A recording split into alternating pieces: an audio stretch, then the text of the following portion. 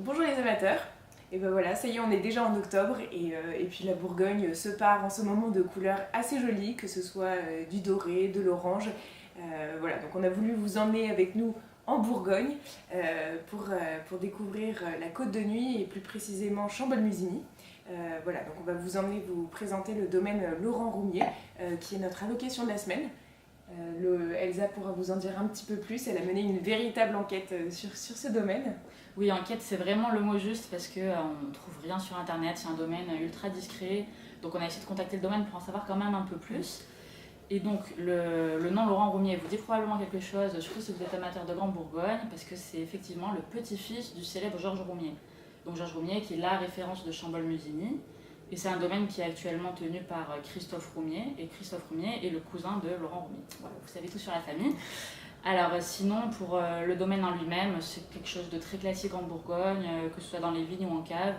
Dans les vignes, il travaille de manière naturelle, comme le faisait son père, hein, c'est ce qu'il nous expliquait, donc sans herbicides, sans insecticides, etc. Et en cave, c'est à peu près du même acabit, de manière assez naturelle. Les vinifications se font en cuve béton, avec pigeage, remontage et les élevages en fût, avec une proportion variable de fût neuf de l'ordre de 10 à 50% selon les cuvées, avec voilà, quelques soutirages.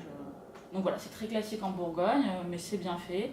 Et aujourd'hui, on a eu la chance de déguster deux de ces cuvées, donc le Haute Côte de Nuit Rouge 2016, c'est la Poirlotte, et le Chambolle-Musigny 2016.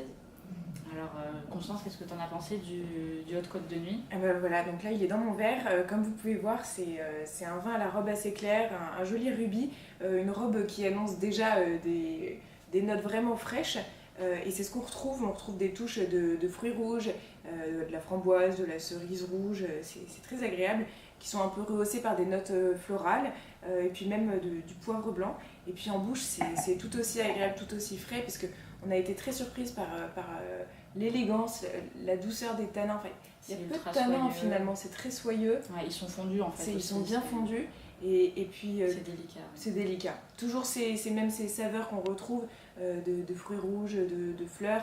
Et puis c'est traversé surtout par une grande acidité quand même. Ouais, et c'est ça très présente, hein, voilà, ça rehausse la fraîcheur. Voilà. Donc voilà, un vin très délicat, plutôt à marier avec des mets du coup délicats. Nous on pensait à une volaille, quelque chose, un petit poulet blanc, le blanc de poulet. Ouais, poulet, volaille, l'ensemble, viande blanche, ça ira très bien. Voilà. Et le Haute Côte de Nuit, pour le coup, est, comme on pouvait s'y attendre, un peu plus structuré. Le nez, par contre, est très différent parce que c'est vraiment très discret. Je n'irai pas jusqu'à dire austère, il y a quand même des fruits, de la cerise. Mais il y a beaucoup moins le côté bombe de fruits qu'on avait sur le Haute Côte de Nuit. C'est ça, il met plus de temps pour se révéler, c'est vrai. Ouais. Et en bouche, donc voilà, c'est un peu plus structuré, mais par contre, il y a vraiment la même délicatesse, l'élégance des tanins bien soyeux, fondus. L'élevage, pareil, hein, on le ressent pas, il est bien intégré. Mais on retrouve vraiment peut-être sa marque de fabrique, cette acidité assez présente. Essentiellement en finale sur celui-ci. Oui. Ouais.